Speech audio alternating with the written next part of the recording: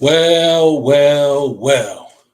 Clemson Tiger fans, college football fans, welcome back to another episode of Clemson Postgame Live right here on Clemson at the Voice of College Football. Thank you so much for joining me. I got a lot to talk about in this episode. Unfortunately, Clemson goes down to South Carolina 14-17 is your final score. We got a ton to talk about. Piss poor performances, just to be completely honest, on both sides of the ball at different points and times in the game. But we'll get in depth and we'll talk all about that stuff. But before we get into the breakdown of the game and giving you our final thoughts and our raw, unfiltered reaction, if you're not subscribed to the channel, please go ahead and hit that subscribe button for us. That would really help us out. We are on the road to 6,000 subscribers here, and your help would be greatly appreciated. Hit that like button. This is a live video, so while you're in the comment section, while you're in the live chat, go ahead and hit that like button for us. Chop it up in there, and as you guys know, we'll turn the show over to the comment section after me and Jordan get through our thoughts. And then last but certainly not least, we got the super chat feature available. If you like what me and Jordan do here on the channel, specifically the all-in show, the post-game show, go ahead and hit that super chat feature, and we'll be sure to read and respond to your comments. during the live episode. And with all of that said, and without further ado, I'm going to bring on my co-host, Jordan Bowman. Jordan, what's up, my friend? It's going. It's going. Still trying to process kind of what I just watched. The funny thing about when we're doing our predictions earlier in the week,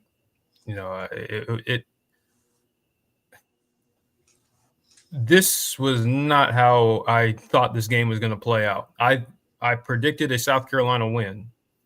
Right. But man, did that just felt like you completely gave that game away in the fourth quarter. I mean, you controlled the game for 3+ quarters. You were winning the yardage battle, winning time of possession. You were getting off the field. You were forcing turnovers.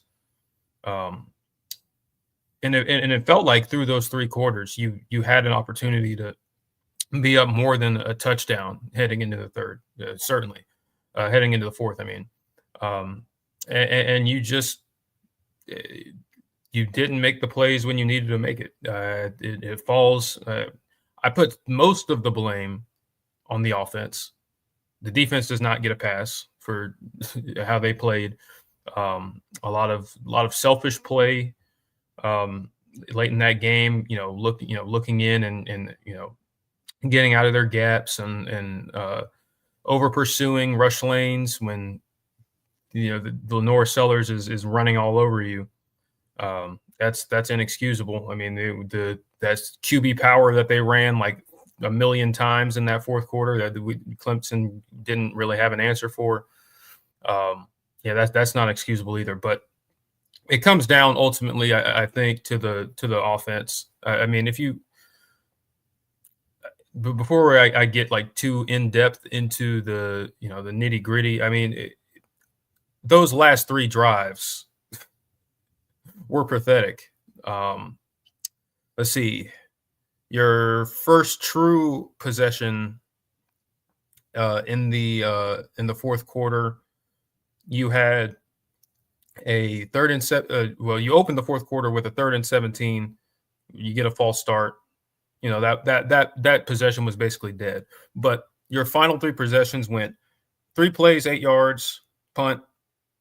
3 plays, 4 yards, punt, and then end of game. That final drive, you went 8 plays, 57 yards, and of course the interception to seal the game. That was inexcusable. Just flat out inexcusable. I'm going to try to get Tiger Paul Craven back in here. He's been having technical difficulties. See if I can get this rolling. Let me give a shout out to the comment section real quick. There's definitely a lot of you in here today.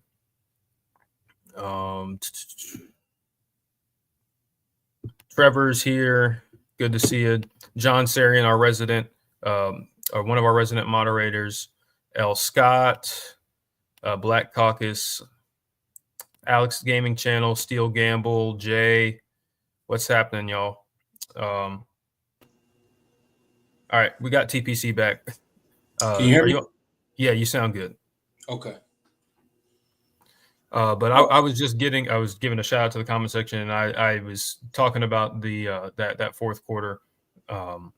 Ultimately this loss falls on the staff first and foremost. That was pitiful in that fourth quarter. Game management, play calling, just everything, and you failed to even make South Carolina work for it in terms of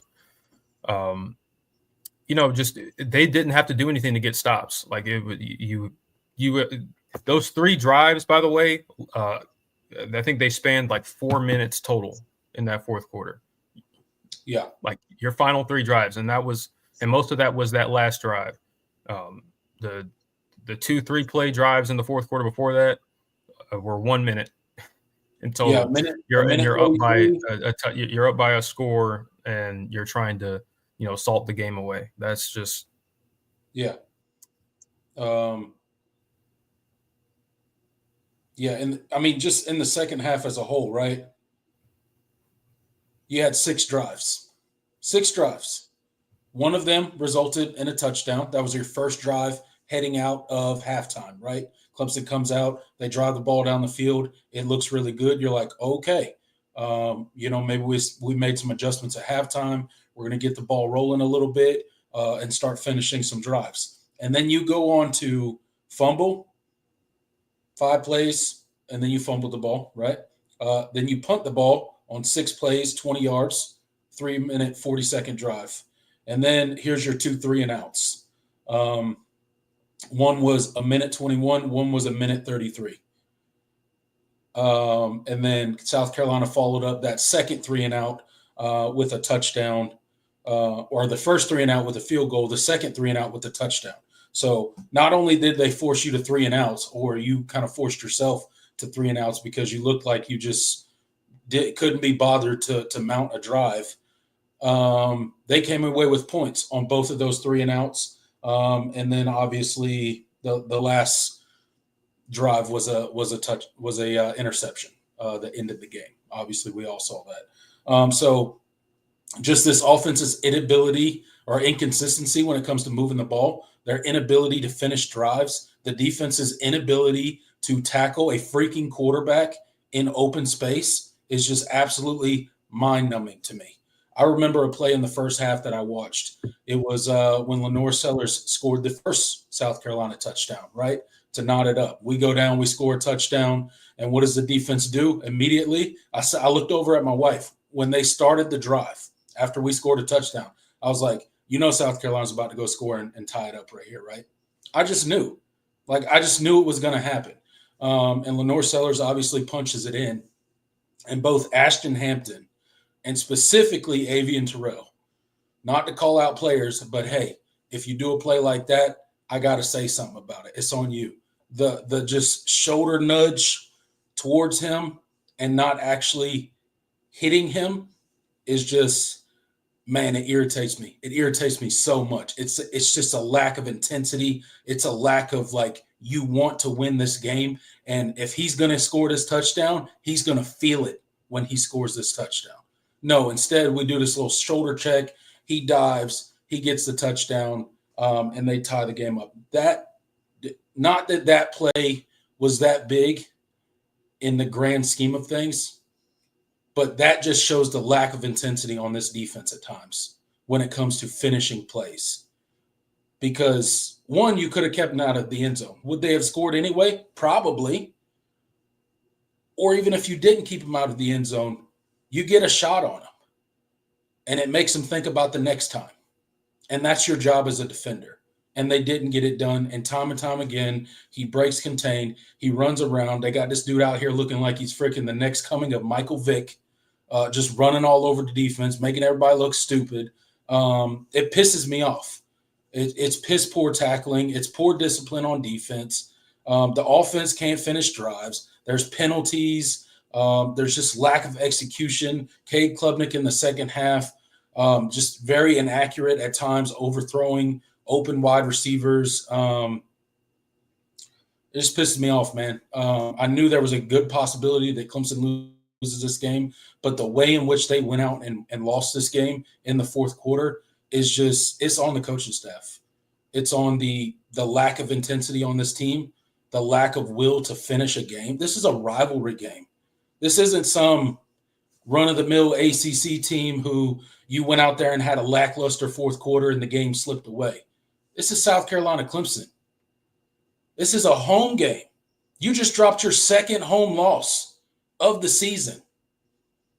So, I don't know. Maybe we need to reevaluate how hard it is to win in Death Valley, because apparently it's not that hard, at least not for Louisville, at least not for South Carolina.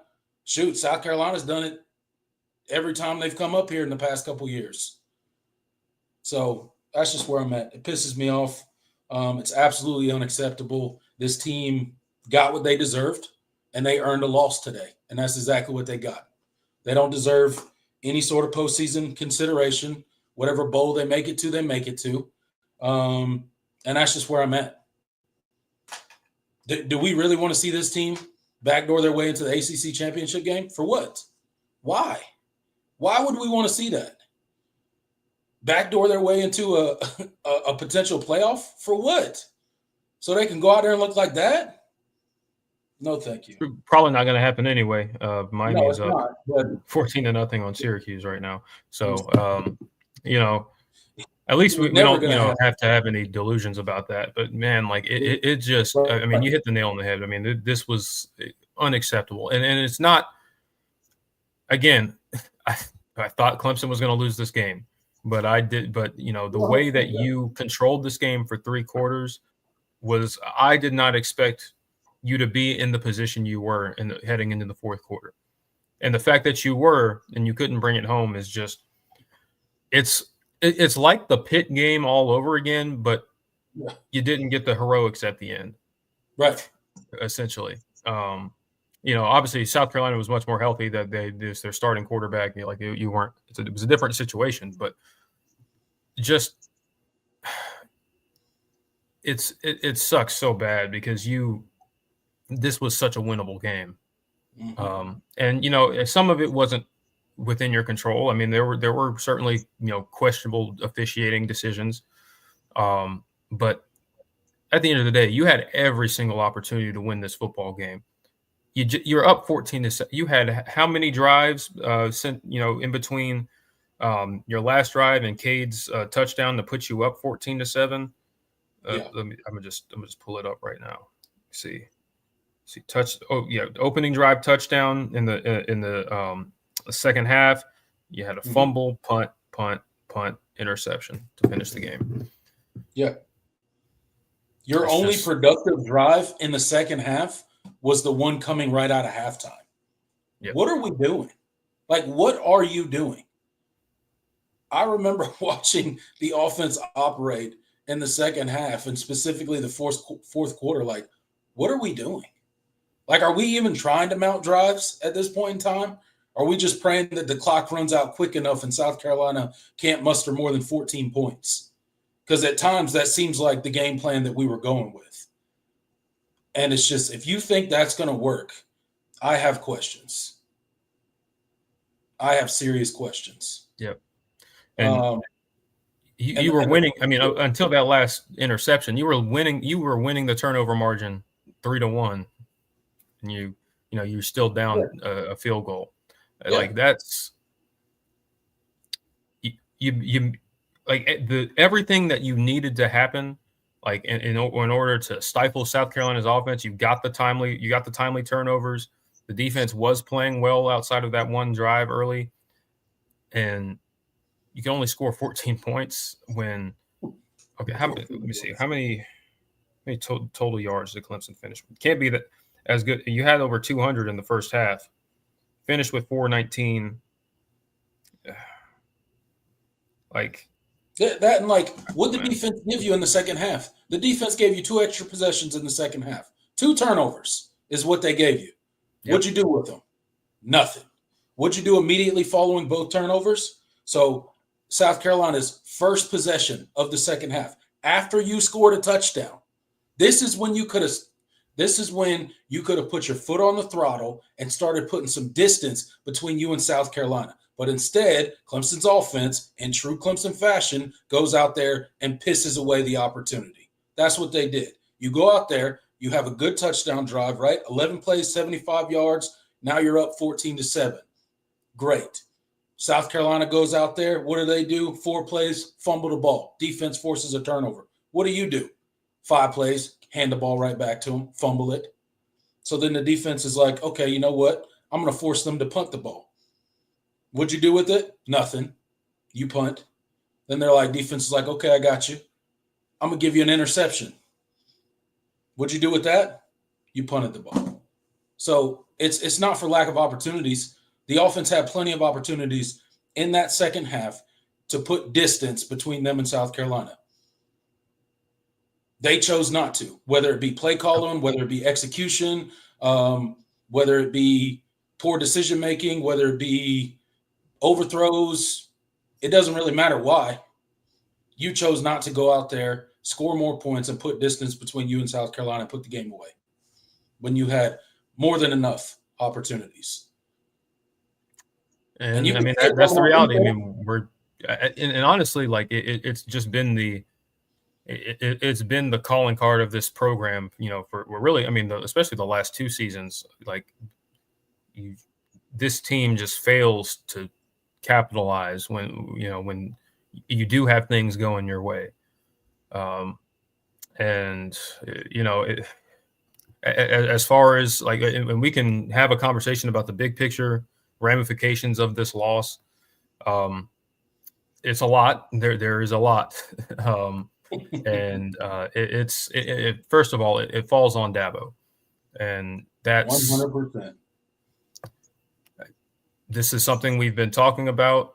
I'm not in the conversation of, okay, well, what we need to fire Dabo or anything like that, but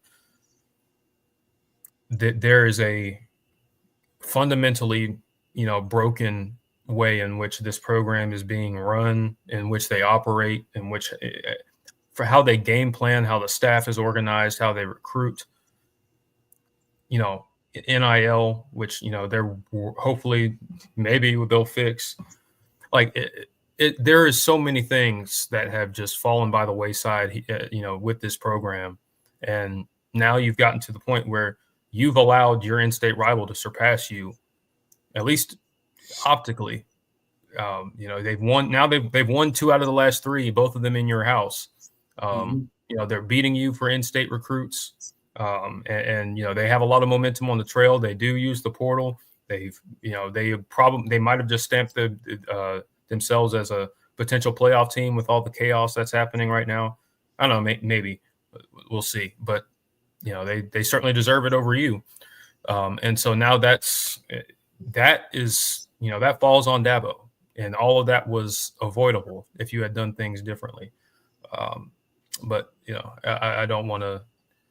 We'll have conversations during the week. I know most of you probably aren't here to listen to me, like, or most of you aren't Clemson fans. I know 240 of you are not Clemson fans.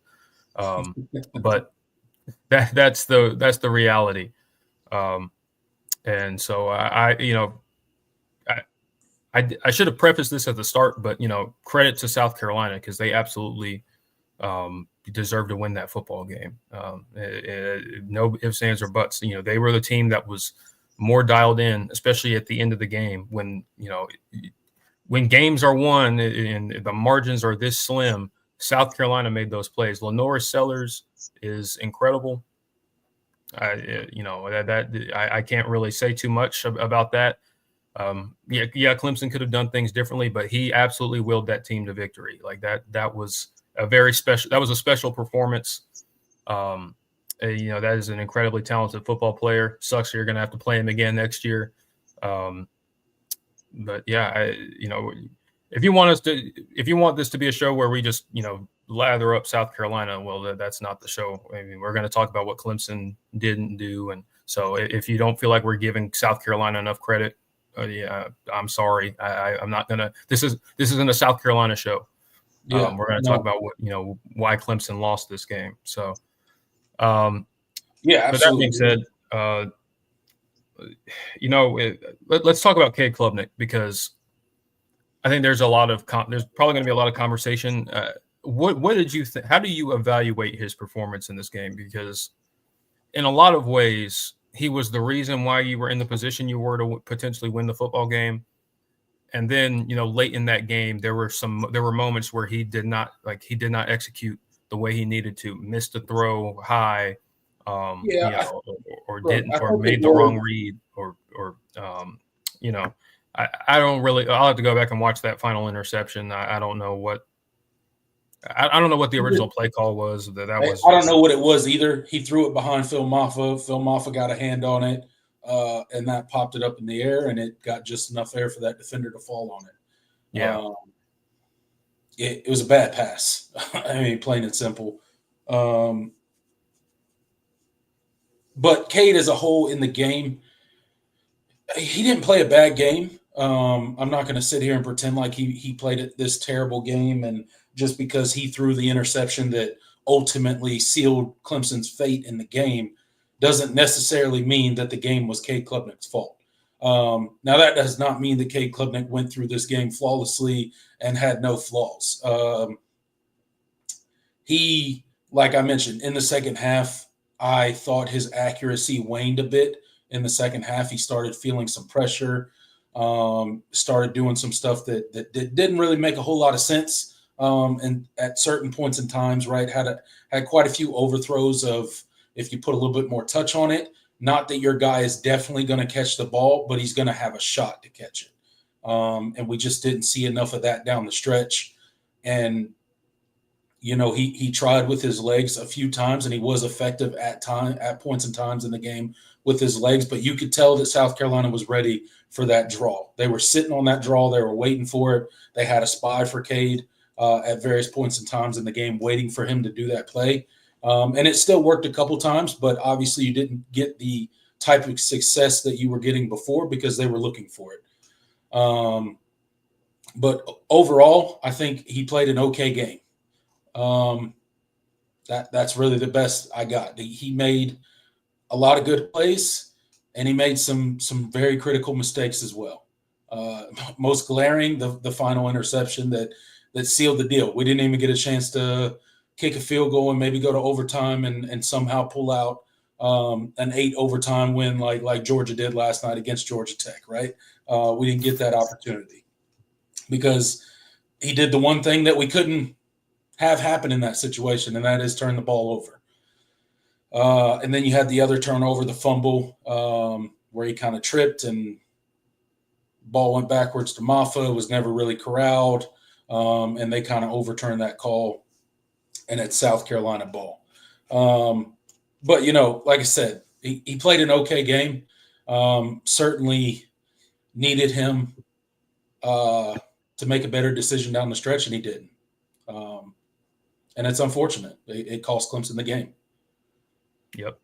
And I look back and honestly, that slant over the middle to Wesco, I believe this was the drive right after Khalil Barnes' interception. Yeah. 3rd and 2. Like, I don't love passing there. Yeah. But it was open. Wesco got inside. Yeah, he was open. Inside. Yeah, he was open, and he just airmailed him. Like that, there was nothing but green grass. Like I think, South Carolina was. I mean, I obviously I don't have the all 22, so I couldn't see the safeties, but it looked like they were in 0 or cover 1. And the only thing keeping Bryant Wesco from turning that into a very explosive play is if that dude gets a shoestring tackle on him. Just kind of. And so you go from 3rd and 2 in a potential big play opportunity. You know how fast Wesco is in open space. Like that. That's a tough guy to catch. Like you go from that to you're punting, and then of course South Carolina goes down the field and kicks a field goal, in which you were aided by them. That I think that late hit penalty. I believe I think that was the drive that happened on.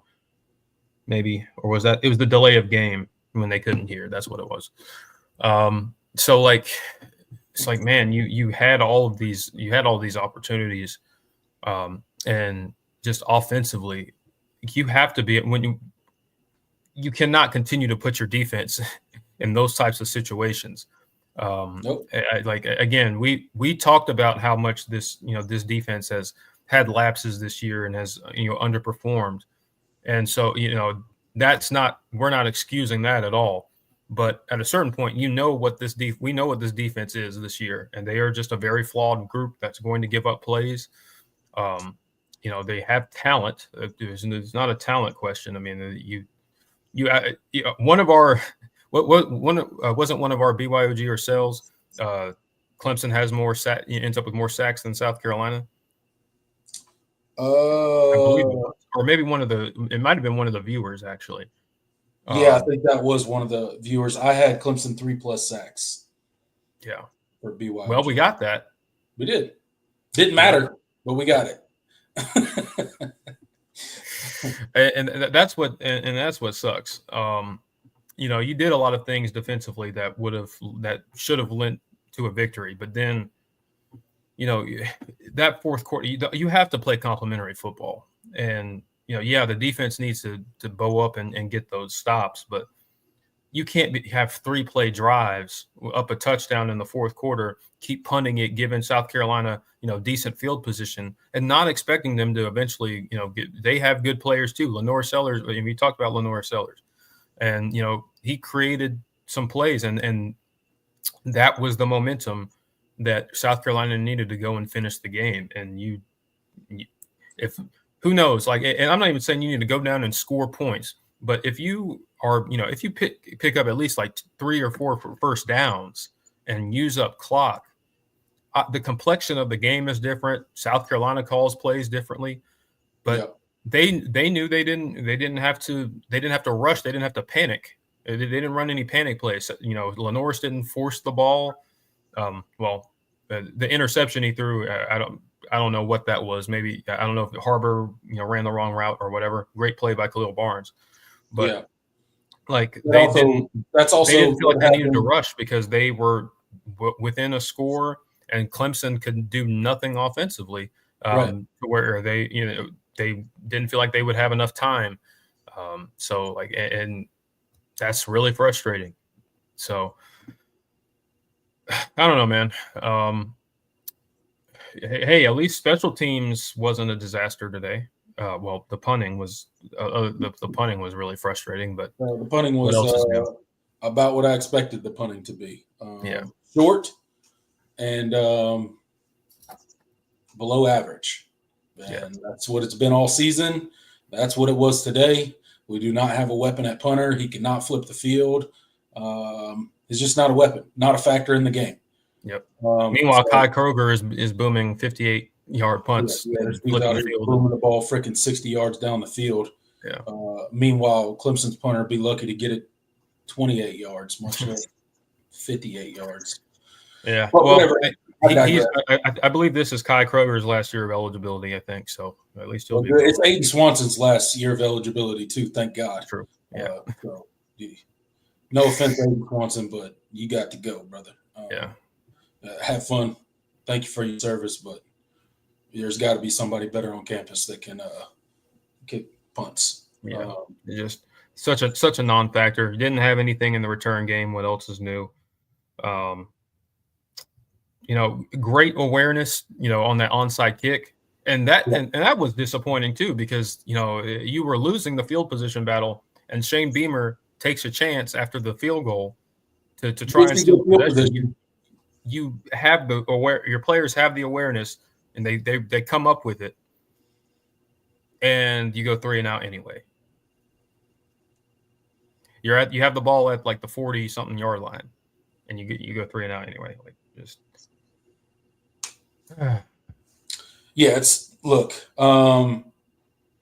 Clemson deserved to lose this game, and they did.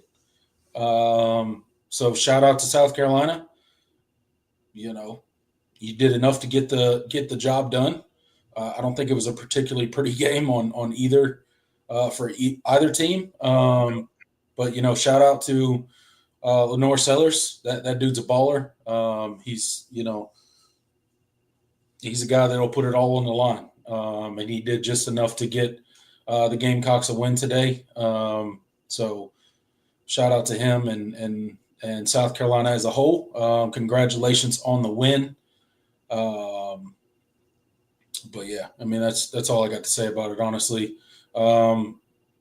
With him eating Clemson up on the ground, am I surprised about it? No. Does it piss me off? Yeah. Because you have so many opportunities to get the guy on the ground. And yes, part of that is credit to him and his ability to make guys miss in the open field. But part of it is, let's just be honest, Clemson's piss poor tackling showing up again and again and again. And, of course, it shows up in the rivalry game. And then South Carolina goes to the tune of 260 yards rushing on 42 attempts, 6.4 yards a carry.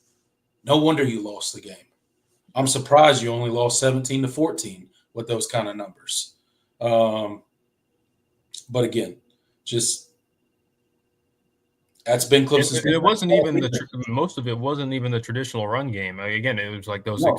You gave up explosive scramble after explosive scramble because guys are over pursuing like scrambles and quarterback power was their entire rushing game. Scrambles and quarterback power. You contained Rocket Sanders pretty well. I think he had 60 yards rushing, or like 3.3 yards per carry. Yep. Like if you had told me that would be his numbers before the game, I'd be like, I'll take that. Especially with how porous this run defense has been this year. I was like, I would have taken 60 yards on 18 carries, any day of the week, and you just. But of course, it doesn't matter because you couldn't stop the quarterback. You couldn't stop the quarterback run game, and of course, the scrambles, just getting out of contain. And of course, time again, and making poor tackles. It was a fitting way for the winning touchdown to be scored. Yep. For him to go 3rd and 16, drawn out 3rd and 16 scramble. Where dude, I said before that play, I was like, he is absolutely going to scramble. I was like, he's absolutely going to scramble here. Please, God, somebody wrap up. Somebody please tackle him. Yeah. Nope. No, couldn't be bothered. Couldn't be bothered. Could not be bothered. I don't know what to say about it, other than it's unacceptable. It's shown up a bunch of times in Clemson's defense this year, and I'm not surprised. I'm not surprised at all. But something's got to be done about it. There's a lack of intensity on this defense. There's a lack of killer instinct on this team. When you had opportunities early in that second half to put distance between you and South Carolina, to put a little pressure on their offense and start making them, maybe try to force the ball down the field. Instead of doing that, you wasted opportunities over and over and over again until finally South Carolina got just enough done in order to win the game. So with that said, you deserve to lose. And that's exactly what happened. I don't know what else to say. There's no positive spin to this game. There's zero positive to the game. And for those Clemson fans out there that want to draw some silver lining out of a game like this or this game, yeah, I ain't got nothing for you. I got nothing. There's no silver lining. There's no positive thing to hold on to, heading into the bowl game. No, there's none of that. There's none of that. Nope. It's a bad loss. Very. And the way you did it, not that South Carolina's a bad team. The way that you went out there and lost was bad. Yeah. Calm down, South Carolina, man. I didn't call you a bad football team. Chill out. You won. It's okay. Don't get mad. Yeah. Yeah, just and now, we have to have a conversation. You remember Dabo during the week saying, these are the types of games that people lose their jobs over. Yeah. That rings it rings pretty significantly now. We'll see whether. Like I said, I mean all of that when I say changes need to be made. When I say something's got to be done about this, I'm referring to all of those things. Yeah. A complete reevaluation of where your program is heading, because it's very clear to everybody watching which direction it's currently heading in. You can look at the product on the field. You can look at your 2 losses in one season at home. When's the last time that happened? You can look at your recruiting. You can look at the national conversation around your program. Fair, unfair, doesn't really matter. Look at all those things. It adds up to you trending downward So this is what you pay a $12 million coach for, right? Because they are supposed to have the answers. They are supposed to be able to fix this stuff. And is there simple, easy answers to right the ship at Clemson right now? I don't know. I don't think there are any quick, easy answers. But we also pay a guy $11.5 million a year in order to figure it out. And it's time to start figuring it out. It's been time to start figuring it out. Well, it's been time, but I mean, the writing's on the wall. Second straight regular season, failing to reach 10 wins. And it's not getting better. No. And what's funny is like we came into the year like really so okay, this schedule is honestly one of the tougher ones we've had. But then you go through the year and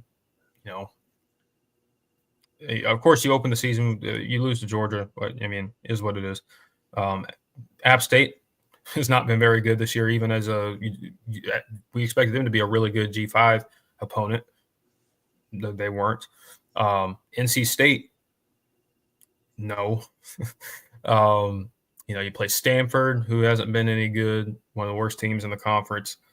Florida State completely bottomed out this year. Wake Forest hasn't been particularly great. Like Virginia, like all of these teams we're talking about, like, and so now it's the three teams you've played. Well, 3 out of the 4 teams you've played that have shown any sort of life this season, you lost to. Yeah, you lost 3 out of the 4. Yeah, you're 1-3. And the Pitt win was they were certainly a shell of themselves in that game. So like it's. And it took last-second heroics by Cade Klubnik to win that game. Yep. You're not beating the allegations. That's what I'm saying. You're not beating the allegations, and you're not proving people wrong. Yep. It makes you mad that everybody's got this stuff to say about Clemson. But when we look at you play on the field, as mad as it makes us, it all rings true. So we are where we are. I should name the I'm so tempted to rename the stream "We Not Beating the Allegations." That's maybe I should make that the banner. "We Not Beating the Allegations." We're not beating the allegations. Yeah, it is sad, man. If this was a criminal case, we'd probably be going to prison. I'm just for life. We'd probably get locked up. Throw us maybe, man. This is a felony. We're going under felony, bro. Yeah, we're gonna be looking like I was gonna say Young Thug, but he got off pretty easy. Yeah, he did. So we would have been lucky to get Young Thug situation, a little probation and house arrest. We're cooked. This might be Diddy level. Dang, man, ain't nobody even ever seen him since he got arrested. Yep. No one knows. Joking is my coping mechanism, but really, none of this is funny. That's how you got to do it. It's not funny, but it is at the same time. Because that's the only way you get through it is to laugh about it. Because I'm certainly not going to get on here and cry like Shane Beamer did in the post-game press conference. That's not going to happen. Yeah. So I'm not crying about it. I'll complain about it. I'll be annoyed. I'll be pissed off. I'll yell about it a little bit. I'm not going to cry about it, though. Shout out Shane Beamer. Shout out. Crying on national television for beating Clemson. Steel Gamble says we'd be Lil Durk right now. Yeah, that's probably the best comparison. That's a good one. Yeah. Oh man. Any other South Carolina fans will get mad at me for making fun of Shane Beamer for crying. Yeah. Sorry, not sorry. It's funny. Any players that you want to give a shout out to? Antonio Williams had a really nice day. 8 catches, 99 yards. Yeah. Made some big plays. Let's see. TJ Moore and Bryant Wesco made some big plays in that first half. Some contested, we haven't seen many of those this year. I thought the offensive line honestly protected very well. Cade was not under duress in this game.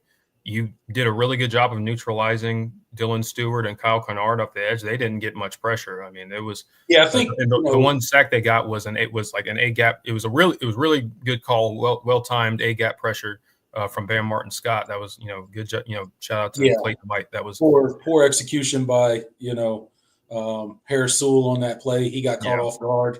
But yeah, great call. I think Clemson had a good. They had a good plan, getting the ball out of Cade Klubnik's hands quickly, right? They had that quick pass game going really well. So I thought that was a good answer for the Clemson offensive line and the plan that they initially went in with. Yeah. And that's what makes it so frustrating that you only scored 14 points. Like you had 400. They only had 5 different targets in the game. Receiving targets, which is pretty unique for a Clemson game this year. The receiving list has typically been, pretty long. But today it was just 5 guys: Jake Brenningstool, TJ Moore, Brian Wesco, Antonio Williams, and Phil Maffa. 2 freshmen I thought looked great. They had those big catches early. They kind of set the tone for the Clemson offense and got it going a little bit. So I thought they looked pretty good.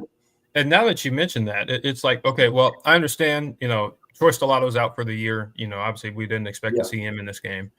But like where was Cole Turner? Was he hurt? I never saw him on the field. So if he is, I don't know. Well, if he is, Dabo didn't say anything about it prior to the game. I definitely didn't hear anything about him not playing. I didn't hear the broadcast say anything about him either. So. Yeah. So it's strange that, your supposed fastest player, your fastest receiver doesn't get a touch. And honestly, when you have gotten him the ball, good things have happened. Yeah. But gone up and what do I know? He's consistently gotten behind defenses and made big plays. So it is interesting you didn't see him. Sammy Brown leads the team in tackles again today. So 9 total tackles, 1.5 tackles for loss, and a sack. So shout out to Sammy Brown. Pretty good day for him. Another 1.5 sacks from Wade Woodaz. Tackles for loss from Wade Woodaz. 1 sack from him, 1 sack from TJ Parker. So 3 sacks on the day, 6 tackles for loss. Not bad. Thought TJ Parker looked pretty good out there. He definitely affected the game. Is that true? Whoa, hold on. What? Let me look this up. What John Sarian said about Gus Malzahn. Wow. Okay. Gus Malzahn is resigning as UCF head coach, and he's going to go be Mike Norvell's new OC. Wow. Well, that's a good move for Florida State. Yeah. Gus Malzahn's a good OC. Yep. Wow, that's big. Defensively, TJ Parker was all over the place. Yeah. They had a really tough time blocking him. Peter Woods made his presence known there. I mean, he had his opportunities, but man, you wish he would have gotten home and finished those sacks.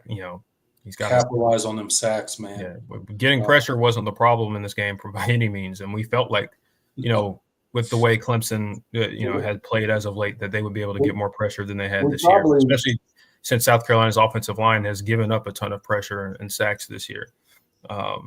We probably had, we probably could have had 7 or 8 sacks in this game. And again, which makes you, it's like, okay, well, yeah, I mean, Lenore Sellers has been really, really good at escaping pressure, but they've still given up a lot of sacks. It means you can bring him down. It's not it's a matter of want to. It's a matter of focus, good technique, and effort. you're just a lot of arm tackles and a lot of just kind of brushing his shoulder, and he throws you off. And the one run that I'm thinking about when you start talking about arm tackles is, I can't remember if it was quarterback power or a scramble play, because they all just bleed together because they look the same.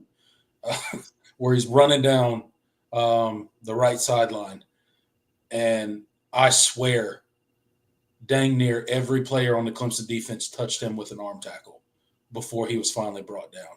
Yep. Just mind-numbing, dude. Like screaming at the TV would somebody please just hit him with their shoulder and stop sticking arms out like he's going to just like fall to the ground and be like, oh, somebody in orange touched me.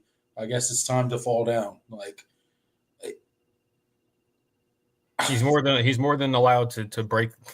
He proved it to you time and time again during the game that if you don't tackle me, I'm not going down. Like, there's some quarterbacks that if you touch them, like they'll fall down. Like, that's just a thing that some of them do, right? He's not one of them.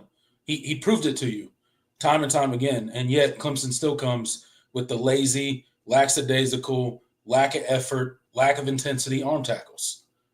I don't understand it. I just don't get it. It makes no sense. We got a super chat from Hamp Redmond. He's certainly frustrated, as all of us are, at least all of the Clemson fans watching. He says, "I'm sick of Dabo's bullshit." Hey man, I can't blame you. I think a lot of Clemson is with you right now. When you say you're sick of Dabo's BS, I think Clemson fans are sick of the excuses. They're sick of the same recycled answers to the same questions, right? So I think a lot of people are in your camp.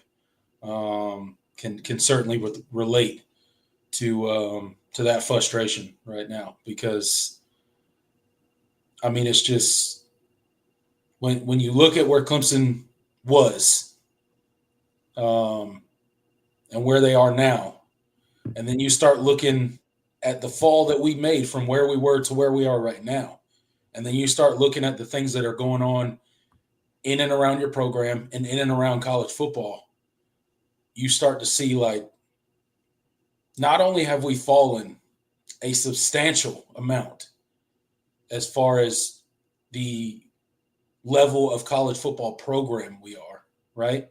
Not only has that happened, but we could fall a whole lot further. Yep. Start looking at that 30th overall recruiting class. When's the last time you've seen one of those?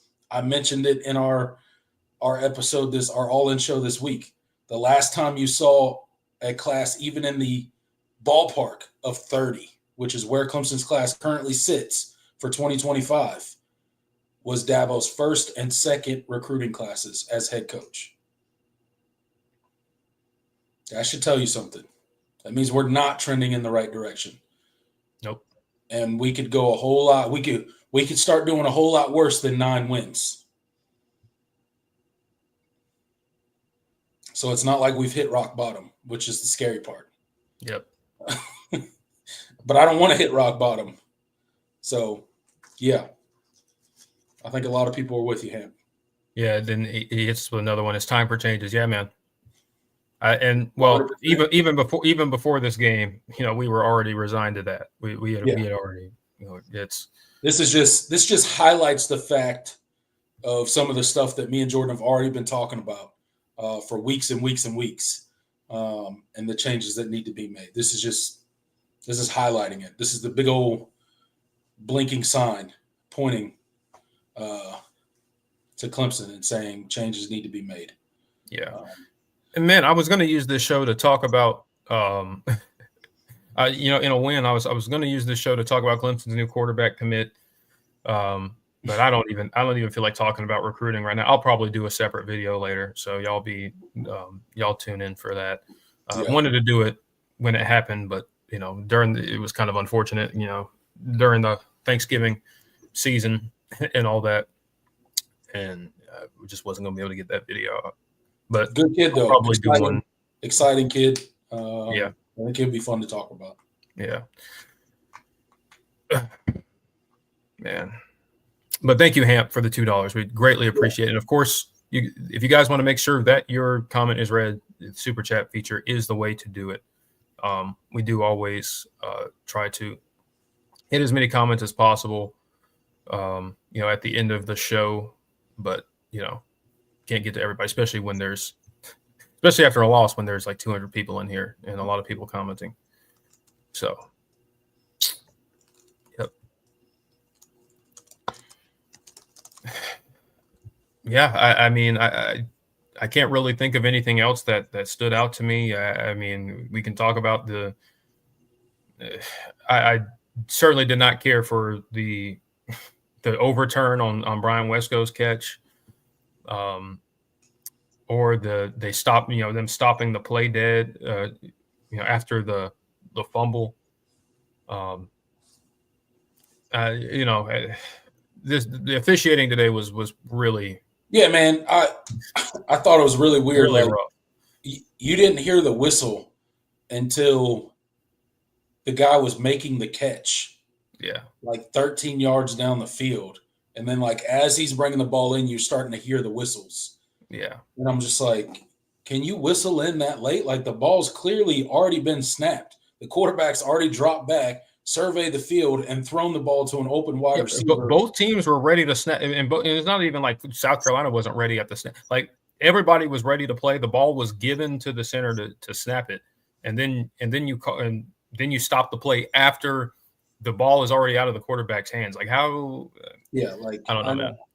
That was I don't know their left and right limits there. Obviously, like as far as like how long into a play where they can blow it dead and go to the review and all that kind of stuff, but it just seemed really late. Just my opinion. Yeah, and I remember this happened to Pitt against Virginia a few weeks ago. Same exact thing happened, where they go and I actually not the same exact thing, but officials stopping a play after the play was already been snapped. And right, Virginia, we had a fourth down. They got stuffed on that fourth down. Pitt should have had the ball, and then they blow the whistle and say we weren't ready for play. We want to, and after the play has already been snapped, and the ball was given to the center, and like I don't know, I'm not certainly. People are going to, of course, especially people that are here to, hate and trash talk are going to be like, oh, man, look at them blaming the refs. I'm not blaming the refs. I'm just the officiating was the refs. The officiating was certainly not very good in this game. Yeah. But it's not the reason Clemson lost. And it's not that South Carolina. I'm not saying that South Carolina didn't, have bad calls go against them. It's part of the game, and that's the reality. But that's something especially when it's procedural stuff that that they completely botch. Like that can't happen. Like I can get over an official like making a judgment, a wrong call in the moment, because it's a judgment. It's your eyes, the angle, all of that matters. But man, like when it's procedural stuff where the play is you're ready for play and you snap the ball and you decide to go to review after the play has already, started and has already been, ran. And, TJ had caught the ball when they signaled that they were going to review it. Like that can't happen. But yeah, that's those are my only gripes. And it's not a Clemson problem. It's not an SEC problem. It's definitely a college football problem. Like officiating, particularly this year. Not that there hasn't always been mistakes and things, but it's been glaring in several highlighted incidences, controversial calls, if you will, this season, where it's been clear that something happens and then they come out with statements to the contrary. and try to pretend like all of us as college football fans don't know what we're watching. Like we're the crazy ones. They're literally just gaslighting all of college football with some of their explanations on some of these officiating stuff that's happened throughout this entire 2024 season. And honestly, I think the only answer to it is professionalizing the refs in college football. Like those have to be like paid positions, right? Like not that they don't get paid now, but like full time, like that is your job. You are a college football official. You don't teach math Monday through Friday and then fly out to Clemson, South Carolina on Saturday and call a game, one of the biggest rivalries in the country that day. That just seems stupid. And with the amount of money that college football throws around with these TV deals and all this craziness going on, like you're telling me college football can't afford to pay refs full time? Come on now. Yeah. Got to do better. Got to do better, college football. It'll help everybody.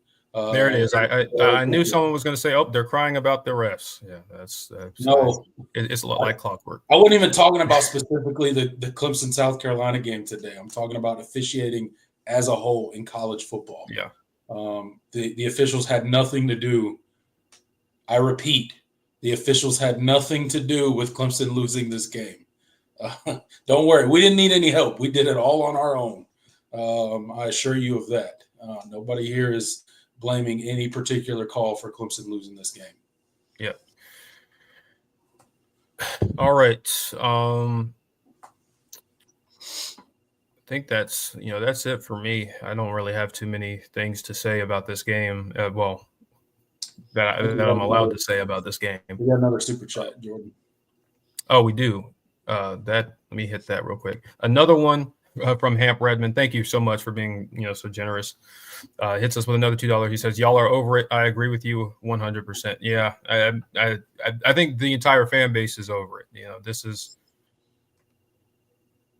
not acceptable. I mean, especially when you've recruited at the level that Clemson has, when you still have the roster talent that Clemson has, when again, we can talk about how Clemson has gone about talent acquisition and building their staff and all of that, and some of the decisions that Dabo has made institutionally and how this program is run. But that's still a game that's still a game you have to be able to win. And the fact that you couldn't, and the fact that you lost it in that fashion, it's disappointing. I'm not surprised, but I'm disappointed. That's probably the best way to put it. Yep.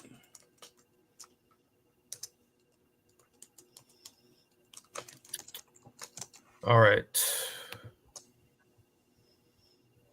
Do you want to go to the chat now, or? Yeah, we can go to the chat. Let's do it.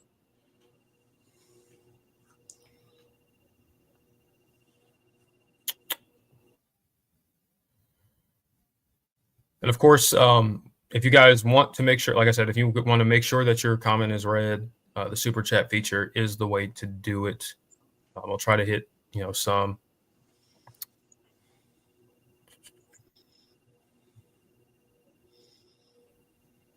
Jay says, we've been tested multiple times this year. LOL, more often than not, we failed. Yeah, I mean, that's the truth. Like I said, you're not beating the allegations. Clemson is the national narrative about Clemson this year was, man, they're beating up on all these bad teams, and when they play a team with a comparable level of athlete, they fold. Georgia, yep, second half, you folded. Louisville for three quarters, you folded. Most of the second half against Pitt, you folded until your quarterback, your quarterback's heroics allowed you to win that game. Clemson had their opportunity. They could have carried their momentum into Louisville. They could have carried their momentum into South Carolina, and they'd be sitting here 11-1. They'd be in the ACC championship game. They wouldn't be worried about anything. Instead, you're not. You're 9-3, and you're going to some mid-tier bowl game because that's what you earned. Yep. Clemson had every opportunity. The Pop-Tart Bowl officials were at this game, so they probably saw that game. Like, man, they're a perfect candidate. Oh boy, we can't wait to get Clemson in here to the Pop-Tart Bowl. But no, I mean, look, it's Clemson got what they earned. They got what they deserved. It is what it is, man. They can't. You can't sit here run around crying about SEC biased and the ACC gets disrespected and Clemson gets disrespected and blah blah blah blah, and then go trot out on the field and do what Clemson did in Louisville and against South Carolina. You're proving their point.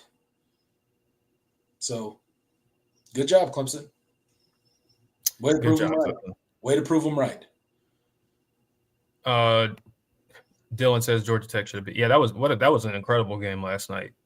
I thought Georgia Tech, they probably should have won that game, but can't give a team like Georgia that many opportunities, especially when you're the inferior team in terms of talent.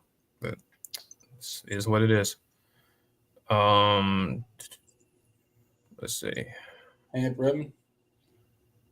Oh, another super chat from Hamp Redmond. He says, now we will win some low-rate bowl and Dabo will be blowing about it. Well, I wouldn't put the cart in front of the horse about winning it.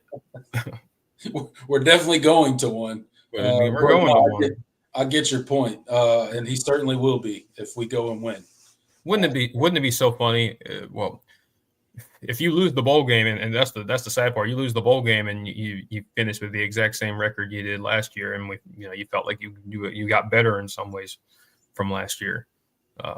Yeah, that'd be very disappointing, but that's on the table now. It's certainly on the table. It certainly could happen.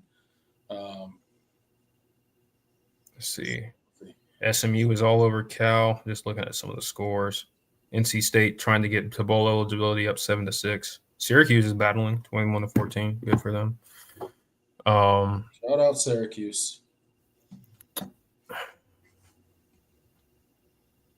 Let's see. Carl Stowe 2 says how much the Pac West has bagged for him. I don't know what his buyout would be. I don't know. He just got a raise. I don't know. Of course he did. He got a raise last year, so I don't know. I don't know what his buyout would be. Yeah. Oh man. He's probably cooked. I'm just saying he's probably cooked, and it's felt that way for a while. Black Caucus says Tyler from Spartanburg ended up being right about literally everything last year. It's hilarious how spot on he was. At the time, I thought he was just a cynic, but oh boy. I mean, in a lot of ways, yeah. I mean, there were a lot of truths to it. I mean, yeah. I mean, not everything he said is the way I would have put it, but right. I think some of the ways that he went about it were probably not the best way to go about it, but he did say a lot of truth within some of the extra stuff that he added that was, his personal opinion. But a lot of stuff that he said was true. There's no easy way to put that. It's frustrating as a Clemson fan just to kind of sit back and, if you just take an evaluation and really look at Clemson, since the big playoff run and the national championships and all that stuff and truly evaluate how far we've fallen. And then how far we could fall still.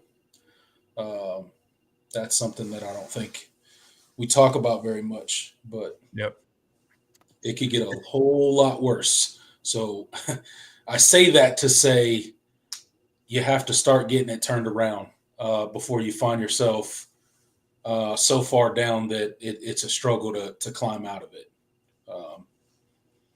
Because right now I think you're still at a point where you could turn it around in relative short order.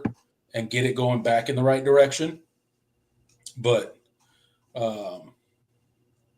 you let it continue to fall further, and that just gets harder and harder with each rung of the ladder that you drop, so to speak. Yep. Let's see. JMP.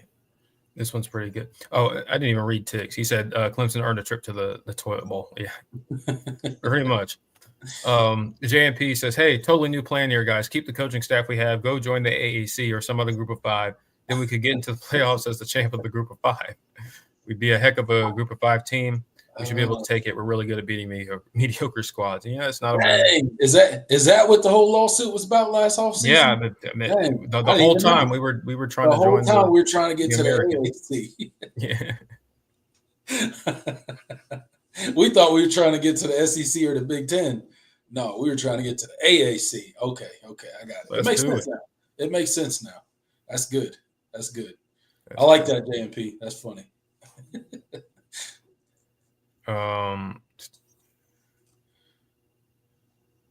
People are talking about Serpent Spur. Yeah, their mascot. Yeah, he pissed on the logo. So that was cool. That's Oh yeah. I can't even don't even have any words for that. That's if our mascot did that, it'd be arrested because it's a human in a costume. So definitely be arrested. But yeah, the actual live chicken. Yeah, not the guy in the costume. Yeah. That would have made it probably funnier though if it was. I mean, the logistics of that though, because I mean, you wouldn't want to expose your identity. Like they don't make holes in that. I don't think. No. I don't know. Oh man, that'd be too funny though. I know they don't. They don't for the Tiger. So I don't know. Hamp says, gentlemen, I meant to say the 10 wins is what Dabo would be mouthing about. Yeah. If you were to go 10-3, he would be like, oh, that's 10 win. You know, how many wins? 10 win seasons in the last 13 years, whatever. What? You might do the math. 13 in the last 14. Yeah, 10 years, you'd have 10 wins if you won the ball game. Yeah, he'd be all over that. Yeah. Well, his new one that he goes to is the 9-win. Oh yeah, of course. Now it's not, but you know he's already hit that benchmark. So if we hit 10, he'll be like he'll definitely have that stat ready to go. Yeah. Thank you for the super chat, Hamp. Appreciate you. Absolutely. He's been loading us up today. Yeah, this is $5 this time. Thank you, man.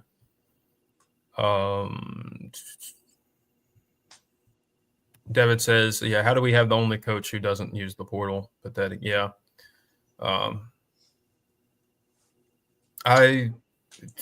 don't see a way you don't this year, but again, I've been surprised before, and I thought last season you were going to. So yeah, we talked about it last season, and it didn't happen. So Katusa 93 says he should have just kicked the field goal. Yeah, I mean, and points were certainly at a premium in this game, and that certainly would have changed the complete. And really, my issue is not necessarily the fourth, going for it on fourth down. It's the fact that your power back is as good as he is clearly laboring and not healthy. Mm-hmm. And what was Jay Haynes' stats in this game? Because he had.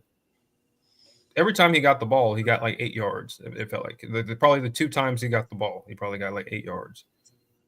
Let's see. Yeah, I don't know what his stats were. He had two carries for 11 yards, 5.5 yards per carry. I mean, would have been nice to have a back that could win on the edge instead of running a toss sweep to your. I don't know why they keep running ball sweeps to Phil Maffa. That's not his game. I mean, it makes no sense to do that. Especially since he's not he's shying away from contact. You do have another power back. You got Hammerhead back there. Throw him in the game and be like, Hammerhead, check it out, bro. You have to go get this first down. Good point. By any means necessary, go get this first down. Yeah. I mean, if you wanted somebody that was going to be tough to, that could get you some extra yards. I mean, you get this first Keith down, Adams Jr. can do that. just look at Hammerhead and be like, look, if you get this first down, you get to stay in the rest of the series. Yeah, we won't pull you out. Now go get the first down. Oh, I mean, you do got other backs back there that can take some load off of Maffa if he's that banged up, which he went to the sideline a couple times today. I know they keep trying to convince us that Maffa's fine, but he's not fine. He's not fine. He's just not. Yeah. The shoulder is clearly not healthy. He's shying away from contact. He's not running as hard. He ain't running people over anymore. All them highlights from the beginning of the season where he's just trucking everybody in sight. That's not happening anymore. And it's not because he can't. It's because he's hurt. Steel Gamble says at least Ryan Day fell on his face against Michigan again to help take the spotlight of embarrassment off of Clemson. Yeah, Did they lose? Yeah, they did. They did. 13-10, I believe.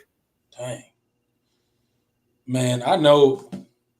Look, and I don't feel bad for them at all because I hate Ohio State. But I know them fans are pissed off, man. Yep. They got a $20 million roster, and I know they are ready to. I mean, if we were in, honestly, if we were in Ohio State's position and lost this game, that. I mean, it's not good. We did not look good at all, but that's not. Yeah. At least we can point to the reason. Like we can point to obvious reasons why this program has taken it. Especially with how just average Michigan has been this year. That's at least South Carolina has been, was good. It was a good football team, and might make the playoff. Michigan, they lost to Minnesota, and they okay. But that's pretty crazy, man.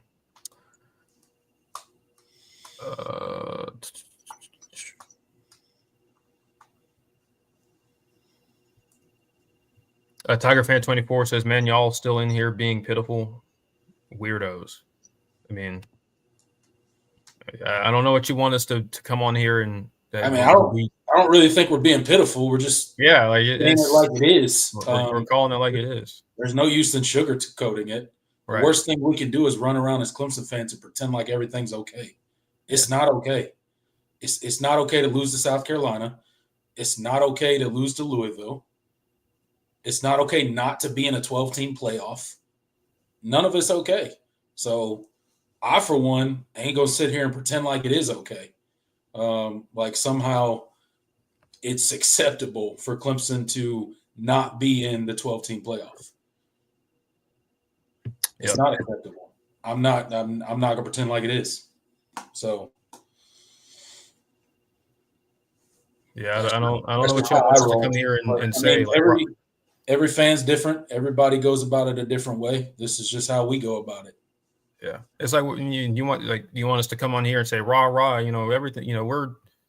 Everything is great, guys, and we're here to talk about why Clemson. We talked about why Clemson lost this game.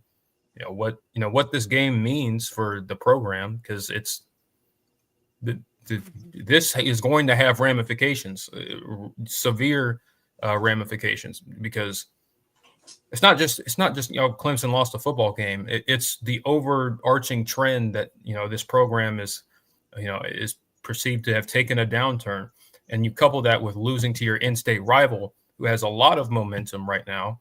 Not just on the field, but on the recruiting trail, as I mentioned earlier. Say goodbye to Donovan Murphy. I'm gonna just say that right now. I mean, that was probably done regardless of the result, but this didn't help. Say goodbye to a lot of the other kids you're going after, Jalen McGill, and it's in the next class. Like, you're not. Good luck beating South Carolina on an in-state kid. This coming cycle. I'm gonna just say that right now. Because now you've given Shane Beamer not just one win over Clemson to sell, but two, both of them in your house. And if South Carolina makes the playoff and you don't, it's not good. It's not good. I mean, in a vacuum, yeah, it's one game. But when you look at the totality of what's going on in Clemson's program and what has been going on for the past 4 to 5 years and the downward trend that we're on, and then you look over at recruiting and suddenly we're ranked 30th in high school recruiting, you can't just sit here and be like, well, it was just one game. They made some plays and, we lost a football game. It's bigger than that, man. It's bigger than that. There's a lot more going on in Clemson than just slipping up and losing to South Carolina or losing a hard-fought rock fight to South Carolina. If it was just that, then it'd be what it was. It would suck. You lost to your rival. They came up and got you. We flush it and move on. But yep. I mean, and listen, we're not saying it's the end of the world. The world is going to keep spinning, and Clemson is going to lose more games in the future. Like, it's not the fact that you lost the game; it's we're here to talk about why this program has gotten to the point where it's at, and that's how that's how we're always going to do it. Like, I don't know, like, we're not going to just be here, just ultra positivity all the time, and things are perfect. Like, we're here to tell you guys what we think about the direction of the program, what we think about this team, what we think about everything regarding Clemson football. That's what we're here to do. So but didn't mean to make that as a long spiel. Let me get some more recent comments, because y'all have been great tonight. Of course, if you guys are still here, please hit that like button. Even if you're not a Clemson fan, it's nice to get that kind of engagement. And you guys have been awesome. Even the non-Clemson fans, because we like having you guys here. So.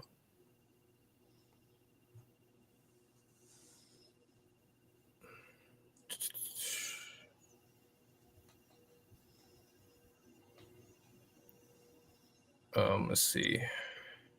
Michael W. He says, for the last couple of years, the Gamecocks have low-key been dog-walking Clemson when it comes to in-state recruiting. That's going to continue. Yeah, I mean, people can bury their head in the sands if they want to about that, but that's the truth. I mean, true. I saw somebody mention Amari Adams. It's like, that's one example, but I can name multiple.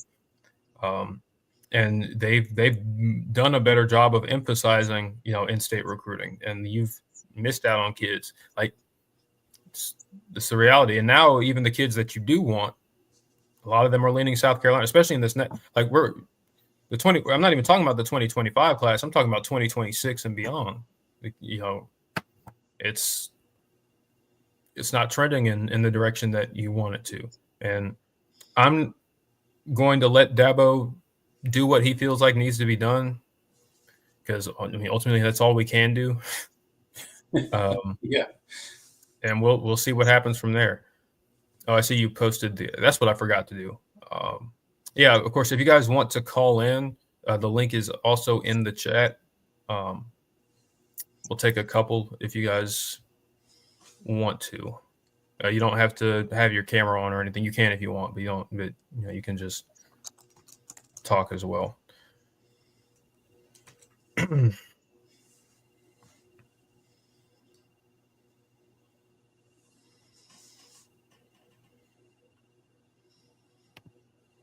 Data Racer, he says, K Klubnik is trash, Garrett Riley is trash, Phil Moff is trash, everyone is trash, over it. Man, I'm not even gonna argue with you, because it's frustrating. I get it. Just everything about this team, how this team performed when in the really important moments this year. Yeah, it wasn't good.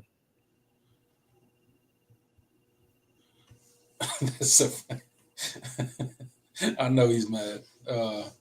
I feel you, Dana. I feel you. I definitely feel him. It's frustrating. Brantley stating the obvious: y'all will not make the playoffs this year. Thanks. That's news to me, man. It's probably a good thing. I wasn't even convinced Clemson would have made them. I mean, Probably at this point, like if Clemson had won this football game with all the chaos They that's probably would happened, have won, or they probably would have got a spot in the playoffs. yeah. But yeah, we're definitely not going to the playoffs. Definitely not. Zero chance. Well, I guess there's still technically a chance until the Miami-Syracuse game is over. Yeah. Brent Hobbs says Jay Haynes looked good and moving at a whole nother level versus Mappa, but one mistake and we didn't see him again. Yeah. What was it? Did he flinch? Was it him that flinched on a false start? What was it? I don't know. Because what mistake did he? Was it in pass? It wasn't in pass pro. He did something. I can't remember what it was. Might have been a false start. I don't know what it was, but it was something. And then he got trotted right back off to the sideline. Yeah. Let's see. Yeah, it was a false start. Trevor Porter mentioned Syracuse just tied it up. Cool. Isaac Smith at South Carolina has always been better at in-state recruiting than us. We've been better nationally. You see, this is okay. This is the well, Isaac, you're a loyal listener, but like this is my problem is that it's not. Yeah, South Carolina has always gone at emphasized in-state recruiting more than Clemson. That's always been the case. They kind of have to, just because they don't, they don't have the brand that Clemson does, and the pull that Clemson does nationally. And that's kind of been the case for a long time, but especially within the last, 10 plus years. That my problem is not South Carolina getting more kids than you. It's the fact from in-state like that. I understand why Clemson recruits. They go into Georgia, Florida, Alabama, Tennessee, the Carolinas. Like I get all of that. My problem is the kids that you do want in-state are still picking South Carolina or leaning South Carolina. That is not normal. Especially like I said, especially within the last 10 years, when Clemson has wanted a kid from the state, South Carolina's won their battles, but they've got butt heads like on the trail, plenty of times. But when you've wanted a kid in state, a lot of times you were able to get them. I mean, you think of the Xavier Thomases of the world, the KJ Henrys, the DeMonte Caparts, the Antonio Williams, like the Mike Williams. I think we're losing the plot a little bit. I'm not saying that Clemson needs to go all in on in-state recruiting and start cleaning up the state, but they do need to be able to land the kids that they do want in-state. And also, South Carolina is getting to the point where, with what they've invested as far as their NIL and the chest that they have to invest in recruiting in the portal, they're getting, high-level players nationally too. And that this is how they've closed the gap as a program. I mean, Shane Beamer is a phenomenal recruiter, but they also got their NIL in order because it was a mess at the start when it first started. But they were ahead of Clemson when it came to getting those funds together, of course, and having a plan in place and catering to their specific deficits as a university and institutionally, and they were able to get that in order. And that's how they get a kid like Nick Harbor or Dylan Stewart. Like they're great recruiters, but they're also willing to pay what you haven't been willing to pay. And so now you couple that with, Shane Beamer has, he's certainly upgraded his coaching staff. He's built a lot of continuity. There's a good culture over there. I'm not trying to make this a South Carolina, love fest, but they've closed the gap because they've been willing to do things that you haven't been willing to do. And that used to be the opposite. And that's the sad part, is you used to be at the forefront of a lot of things. Within as far as investment into football, and it's flipped, and you've allowed them to catch up to you, not just from on the field, but also from a financial resources standpoint. And that's kind of, that's how you get this result. Shane Beamer, and he's done a phenomenal job. So. Let's see. We'll see what changes. With the revenue sharing and Clemson restructuring how they do NIL. Between IPTAY and IPTAY and the 110 Society and how they go about doing that thing. We'll see what changes they make. They make and how that ultimately impacts how Clemson goes about it. But you got to start playing the game, not just from an NIL standpoint. More than you have. Clemson, I'm not saying Clemson doesn't, do NIL, but they certainly have not done it to the level that other programs have. And you need to use the portal. I'm tired of belaboring that point, and I don't think it's the main reason, but you got to start playing the game. It's a tool. Start playing the game that everybody else is playing. It's a tool, and you have to be able to do it in the way that still fits your values and how you want your program to look. Like, I'm not saying you have to sacrifice your morals or your all your principles to do it. You don't, but you have to start playing the game. And I think institutionally they realize that. We'll see what but it's ultimately up to Dabo. 100%. He's the guy pulling the levers. He's the guy making the calls. But, you do like some of the changes and, some of the stuff you heard out of Clemson earlier in the week about the rev sharing and promoting 110 Society a little bit better, giving people the same points they would get for donating to IPTAY. They would get those same points for donating to the 110 Society, which was not the case before, but it is now. So hearing some good pivots come out of them. But again, we'll see how it goes and how the money is used. Should there be an uptick in the NIL funds? So, yeah, again, that's all up in the air. But I agree with everything you said. Yep. And John, it says Clemson is changing rev share public pleas for 110 Society. Only uncertainty is how much Dabo uses it to acquire as well as retain, and that is the ultimate difference, John, and that's where Clemson has been lacking and why they have the 30th ranked recruiting class. Like, if you can't be a program that's about recruiting high school talent and building through the high school ranks, but then not be building through the high school ranks. I mean, you have, like, how many kids do you have in this class committed right now? 12, 13? Yeah, 13. It's not good. I mean, it's not good enough, man. Like, you did not expect to have. Yeah, Clemson doesn't take large classes anyway, but this was not the number they wanted. This is not what they were shooting for, and especially with the fact that you're hemorrhaging the top guys in your class. Four of the six, like I said, 4 of the 6 players that have decommitted from Clemson this cycle were top 100 kids. That makes a huge difference in your recruiting ranking, and it's not just about the recruiting rankings and all of that, but they are a very good indicator of who's acquiring the best talent. Yeah, on an individual player basis, it doesn't matter as much, but as a collective, it does paint a picture of who is doing the best in acquiring talent. And right now, the one thing that Clemson has used to hang its hat on, they're not doing anymore. They're not doing well anymore, and that's a death knell when you're not investing into recruiting the portal. Yeah. So we got 14 commits now with that's right, 14 with the quarterback. Yeah. Good point. Chris Denson. Yep. So the Plant City kid, who I like. He has a lot of raw ability. I'll talk like I said. I'll do a video later in the week, kind of talking about him and what he could bring to the offense. But yeah,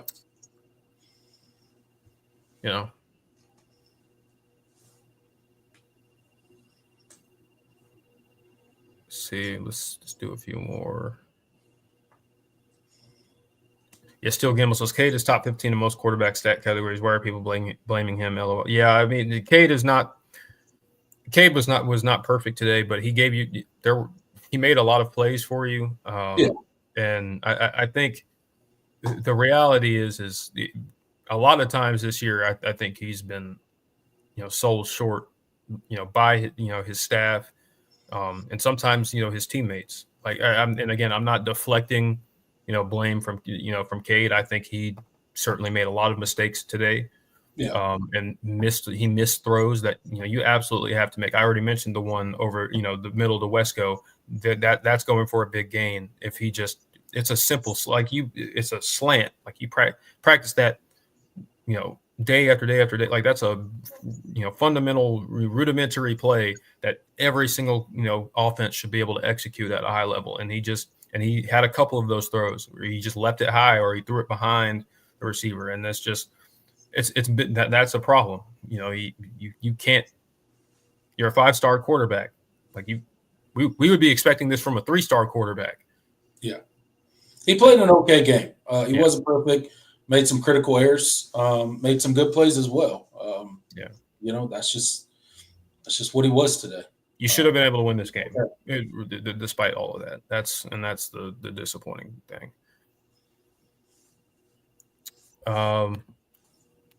Isaac says, we'll have no choice but to address the portal after this recruiting class. We usually don't have many spots to add kids from the portal. Well, we'll see. We'll see this year. It'll be interesting to see how everybody addresses rosters as this year unfolds, right? Because you got rosters where they are right now, 85 scholarship plus how many ever walk-ons that you have, right? But then, you got to go to the 105 in July, right? So how do you get there, right? Athletic departments are going to have to be creative. Yep. Let's see. John Doe says, look at Cade's numbers against ranked teams. He's like DJ doesn't know how to win the ones that count. I wouldn't say he's like DJ. DJ certainly never threw for 3,000 yards in the season or 30 touchdowns, over 30 touchdowns. Like I think he's a much better quarterback than DJ, but I do get your point that he does tend to struggle some in the bigger games. Yeah. So I mean, I understand. I think that the sentiment is valid. The comparison is not. I don't. They're different players. And I don't think this offense would be as effective this year with DJ at quarterback. I don't think that's a hot take either. Like I think really the thing that people are trying to say is Cade is not that big time game changing quarterback, right? And we just don't have that right now. I don't think that person's on the roster. Nope. Just my opinion. I don't think they're on the roster. And those guys are. It's hard to get those guys. It's even harder in today's college football to get them. So.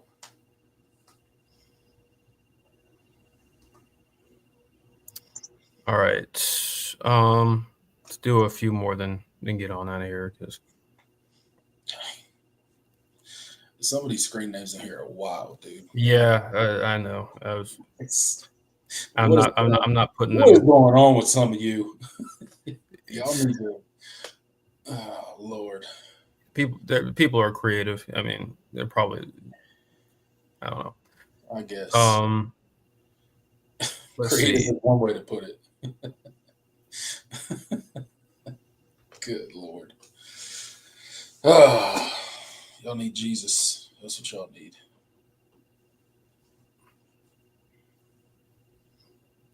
Let's see. Dion says, yeah, West Coast slant was going to the house. I mean, yeah, there was nothing but green grass ahead of him. If you just hit him in stride, it's a simple play you run. At a minimum, we were converting a 3rd and 2, right? Yeah. At a minimum. Yeah. It's so like whether it would have been a touchdown or not, it would have definitely got the first down, and it certainly would have probably, turned into an explosive play. Yeah. And that game certainly looks a lot different. He was getting 15 yards out of that at least. Yeah. JMP says Cade overthrows high a lot on open passes. Yeah, it's on the quick throws over the middle. He just gets out of his mechanics. it's something that it has been really frustrating. Is when he gets out of his mechanics, he always tends to leave the ball too high or way too low. Yeah, pretty wide open across the middle. Yeah, but he steps up. Yeah, and he just I don't even know how like Brady's sitting in this, like he's right there. Like you don't have to do that much to it. I get he felt pressure, but that's still a throw you have to make. So yes. I mean, yeah, Cade is not without his blame in this game, but I think the people that are throwing all the credit, like I think Cade Klubnik is a quarterback you can win with, and 100%, he's a good quarterback. Cade is a good quarterback, and I think that you definitely need things to to go well around him. You got to have good protection. 100%. Yes, it'd be nice if you can run the football. I don't think Cade is ever going to develop into the guy that just goes out there and takes over a game and it's like you're game changing. Like, yeah, he's not doing what Lenore Sellers did. Yeah, he's not going to do what Lenore Sellers did. He's not going to do what Cam Ward does. He's not going to be that. Just give Cade the ball and let him cook, right? Like he's not that guy. But he is a good quarterback that you can absolutely win a lot of football games with. Yeah. And you should have been more than Cade. Like he's more than capable of winning football. Yeah. You should have won. You could have won this game with Cade's performance today. You could have won this game. Yes. John mentions when Clemson did the 5 goals, had we won the championship. He doesn't even mention them anymore. I mean, he does, but obviously you're not meeting those goals. I mean, you lost the opener. You lost the opener. You lost the state. You didn't get to the conference championship. Yeah, not going to a conference championship. Really, the only goal you can get to now is win the closer. Yeah, win your bowl game. Win your bowl game. No, you're not winning any championship, in ACC or otherwise. So, Data Racer asks, why is there never a guy open space across the middle? Like, why is no one ever running open? Every other good team does. Well, I mean, there are sometimes, but I think some of the. I'll have to go back and watch this game, but just one thing that has been consistent with this offense is, I mean, the quick game is very much always outside the hashes, and they did a good job, especially early in this game, at getting the ball out quick and forcing South Carolina's DBs to make tackles. They were struggling to account for Antonio Williams. He was finding soft spots in the zone. He was getting run yards after catch. Like, it was a good plan. You had a good plan together, but going in. But it's like when things are going well, especially when things are going well, it's when you decide to start doing weird stuff, like the reverse when where Cade slipped, that you ultimately fumble on, the one that both Cade and Phil Moffitt slipped. It's just frustrating when you're doing things that are working and they're not overly complicated, but it's the plays that you've practiced and you execute on a day one install stuff, the core parts of your offense that are working, and you go away from them for no reason. I just, what? I mean, you saw South Carolina when they found something that worked. They kept doing it. That quarterback power, they ran it over and over and over again until Clemson stopped. Legitimately, not even joking. They called quarterback power to the right side 4 times in a row, the same exact play, and it worked every time. Yep. Like almost no variation in formation. Like it was always a motion to the opposite side. Like they straight up went high school football and was like, "Hey, run this play." Yeah. Hey, same play. And I think that's probably something that Shane Beamer learned from Steve Spurrier, because that's something that Steve Spurrier did a lot as a play caller. He would run a play a gazillion times if they weren't stopped. If you can't stop it, why should I stop calling the play? Yeah. I mean, that's just common sense. If you show the inability to stop a play, I'm just going to keep calling it until you stop it. I don't know why you wouldn't. All right. Everybody giving us updates on the Syracuse game saying that they tied it up 28-all. Wouldn't it be so funny? Miami over here playing around, bro. What are y'all doing? Man, they're gonna make me go watch this game. Yeah, I know, dude. Imagine we have to come on next week and talk about Clemson in the ACC championship against game? Watch it happen, dude. And guess what? I know everybody I know some people on here are gonna be like, "Oh, y'all gonna change your tune if you're in the ACC championship game." No, I'm not. I'm not. We're everything I said today, I mean it. Nothing changes about Clemson if Miami loses today. It means that Miami's a bunch of idiots and they couldn't get the job done. That's all it means. Doesn't mean Clemson earned a spot in the ACC championship game. Yeah. It's literally the. I'm gonna hope they win it, but man, like absolutely. Yeah, of course. If they're in the ACC championship game, I hope Clemson wins it. Do they deserve to be in the ACC championship game? No. But if Miami wants to gift us one, I'm not going to not take it. Yeah. But yeah, it's man, what a season! It's so I really don't know just what to make of this year in general, because in so many ways, like in a lot of ways you got better, but in so many ways you got worse, and I don't know what to think of this team right now. Yeah.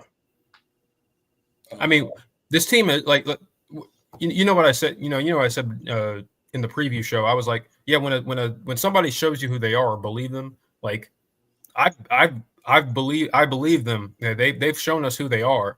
But the sad part is that despite that, there were a lot of things that we saw this year that showed the potential that this group had, and I truly feel like Dabo thought this team would be better. I think he felt in his like, and not just Dabo being a front facing, like, oh man, I think we have a really good roster, a level roster. I genuinely think that he believed that this team was good enough to make some noise. I'm sure he did. I'm sure he genuinely believed. I thought they might be. But I'm sure he genuinely believed that they were going to go out there and beat Louisville. Yeah. He probably genuinely believed that they were going to go out there and beat South Carolina today. But they're just not that team. They're just not. Like, when they have stuff on the line and when it's a team with comparable talent and ability, and they don't get the job done. They just don't. They've proven it at almost every turn this year, outside of a Pitt game, and we all know what happened there. We talked about that game long enough. Isaac Smith says, the light schedule fooled everyone. To be honest, we're not much better from last year, unfortunately. I mean, we're different. We're different. But we might not be better. That might like I said, like, I feel like I need to, like, the offense got better, but then the defense took such a massive step back. It almost counteracted a lot of what the good that you did offensively this year. I feel like I need to, like, step back and, like, really evaluate everything that's happened this season. And then, like, answer that question a little bit better. But, like, that's a very distinct possibility, right? Like, we're not actually any better. We're just different. Yeah. We're completely different than last year's team. But are we better? Record would say no. Record would say no. Yeah, who's to say? Yeah, it's, and again, we're having these talks like immediately after, right after the game. Right. It's hard to have proper perspective on. Yeah, I might wake up tomorrow and feel differently, but it just things have. it's just so many things that still have plagued you. From last season. They're different, but it comes down to the same fundamental issues from a program philosophy, roster building, standpoint. It just looked different this year. And I credit, it was absolutely massive that you were able to land 2 5-star receivers, because the difference in the offense. But this feels like such a waste, man. And that's I think that's the thing that sucks the most as a fan, is when you looked at this roster, especially, offensively and on both sides, like, this could have been a really, really good team. You returned so much talent on the offensive line. You had Cade Klubnik take a step. As much as you want to say about Cade Klubnik and some of his deficiencies, the jump he took from last season to this year, I'm not going to argue with anybody. That is apparent. He's a much better football player this year than he was last year. And you brought back so much experience in the wide receiver room, and you add 2 extremely talented receivers, and you bring back your tight end, and you bring back your almost 1,000-yard back from last season. And then defensively, all this talent on the defensive line. You have a preseason All-American at linebacker. You're young in the secondary, but a lot of really, really talented pieces. And you bring back your veteran safety. Like, this team had the makings, and they had the build to be so much better than 9-3, and so much better than how they looked in those 3 losses. And that's ultimately the thing that is really going to, just, it's going to sting for a long time about this group, because I still believe that this roster is really talented, and especially your starting 22. They could have been really, really good. And I think so much from, a coaching staff standpoint, and a roster building standpoint, and a personnel usage standpoint, you'll never really know whether or not this team could have been, better. And that's what sucks. But Yep. You put it perfectly. All right. Any other parting shots? We're almost about to hit 2 hours. Man. We're approaching 2-hour mark. I got nothing left. We got 103 people in here in the live chat right now. Please hit that like button before you guys head out. Appreciate all of you guys stopping by, coming to laugh in our misery, or just come hang out with us, or talk trash, whatever the case may be. Shout out to all the South Carolina fans, the South Carolina team. Congrats on the win. Hope you guys will consider subscribing. Me and Jordan do a live show every single week called The All In Show every Wednesday, 8 p.m. Come hang out with us. Consider subscribing to the channel. Again, we're on the road to 8,000 subscribers, so your help with that would be greatly appreciated. That's all I got, Jordan. Yep, that's it for me too. Please hit that like button. We thank you guys so much for tuning in. The engagement and the support, it was awesome on the show. Of course, it tends to be when you lose. That it's just, and when you're a program like Clemson, people are going to want to bathe in your misery. But hey, we appreciate it all the same. Even the hate watchers, we love you too. And please, if you haven't already, hit that like button and subscribe if you're a new fan, whether you're a Clemson fan or not, you're new to the channel. We do these after every Clemson football game, and we go live every Wednesday night on the All In Show at 8 p.m. Eastern time. So year-round, guys, year-round. So even after the season, we will be right here. It is year-round. Shout out to Hamp Redmond for all his generous super chats tonight. Appreciate you supporting the show, my friend. And with all of that said, we will see you guys Wednesday at 8 p.m. To talk about Clemson football, college football, and see what has happened between now and then in this crazy world of college football. But until then, y'all have a good night, and go Tigers. Later, y'all.